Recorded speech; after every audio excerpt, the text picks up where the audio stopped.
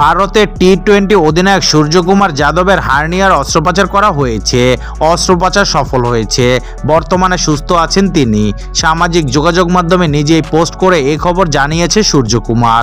সূর্যকুমার নিজের ছবি পোস্ট করে লিখেছেন, কেমন আছি, পেটের নিচের দিকে হার্নিয়ার অস্ত্রোপচার হয়েছে।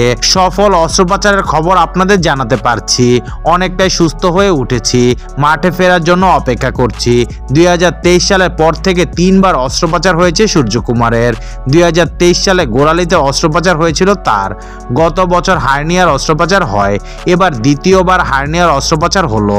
সূর্যকুমারকে শেষবার খেলতে দেখা গিয়েছে আইপিএলে।